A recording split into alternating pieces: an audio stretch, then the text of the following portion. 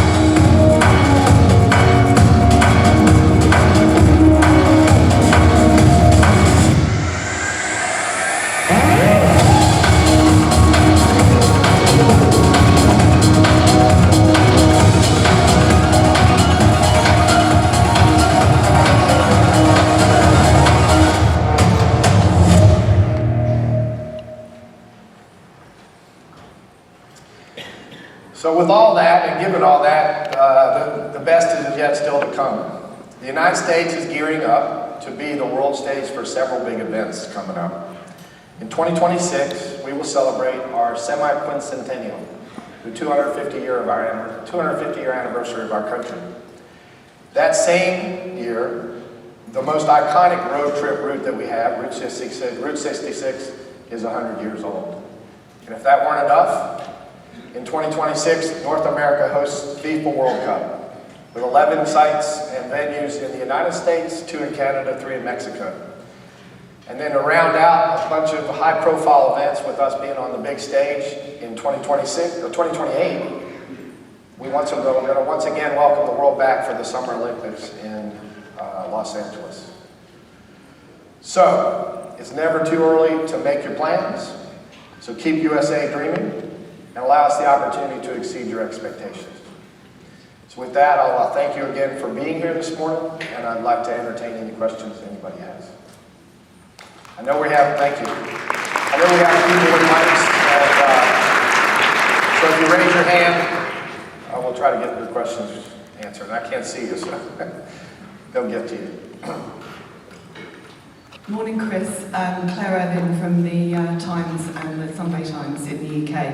First of all, thank you so much for such an incredible welcome to IPW in San Antonio. I'm sure I'll speak for us all and say it's been incredible. But I just wanted to ask, of all those things happening in the US in the next few years, are you allowed to have a favourite? Well, you know, you can imagine I get that question asked a lot, and I always say I love all my children.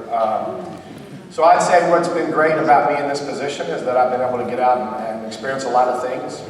Over COVID, when we weren't able to travel, particularly internationally, among the family of friends, or among the adult friends that we usually travel together, we decided we were going somewhere we hadn't been. The majority of them hadn't been. It was South Dakota to experience Mount Rushmore and to experience the Badlands. So I would say that I'm in a very fortunate position to be able to see most everything that the United States has to offer. But certainly those 2 years coming up, a couple years coming up, 2026 to 2028, I think there's going to be some amazing ways for us to experience and welcome the world back to a lot of great experiences. But thank you for that question. Good to see you, Clara. Next question.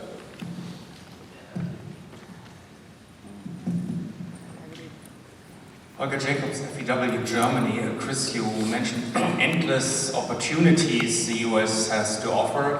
On the other hand, there also seem to be, I wouldn't say endless, but really large challenges at the moment as regards the economic situation in a lot of source markets, for example, the European source markets with high inflation, with high travel costs, with insecurity as regards the energy crisis. Don't you think that might deter European travelers, German travelers, to come to the US despite all these opportunities? And moreover, is there anything you can do about it, for example, to even more heavily promote the lesser known and maybe the more affordable products? So do something against the impression that the US has become a very expensive travel destination? So thank you for that question. As I said in my presentation, I would say most any of the headwinds we're experiencing right now, we've experienced in our past. It's just that a lot of them are happening all at the same time. As it relates to the economic challenges, certainly inflation is worldwide concern, and it's easing and otherwise evolving here in this country and around the world. We do have some currency challenges to markets around the world. But in my 40-year career in the DMO space, 30 years of that before the 11 here, or 10 here, was in Florida. And I would say for that state in particular, and many states in the country, and for the country as a whole, we talk about travel being about the diversity of geography, the diversity of experiences, the diversity of people.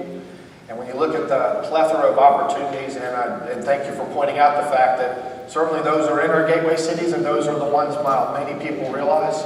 But within just a couple-hour drive of our gateway cities are many experiences people didn't even know existed. So I think the combination of the diversity of experiences that you can come and that you can have any number of these experiences on one trip, and then the price points that allow people to adjust their travel according to their budget, that's always helped us in the past. So we're going to continue to say that that's the biggest challenge that we have, is to make sure that people understand 50 states, 5 territories, the District of Columbia, not only to but through beyond the gateways. And that's really what this show is all about. We say when we come to IPW, we hold up one city, one state, and otherwise sell the entirety of the United States on that trade show floor. I will tell you, when you come to a city like San Antonio that's never hosted IPW before, it's an amazing opportunity for not only just to be about the show, but to learn more about what San Antonio has to offer. And with them not hosting for the first time, they've been preparing for this for 5 years. And I have to say that each event that I've had a chance to experience, you get to experience not only the destination, but those experiences that are unique to this destination and the people. I think if you've been around town, this whole entire town understands the importance of this event. So that's kind of how we look at the headwinds, and so it's even more important for us to continue to focus on the diversity of the opportunity, of the experiences, and then the different price points and ways that you can package those.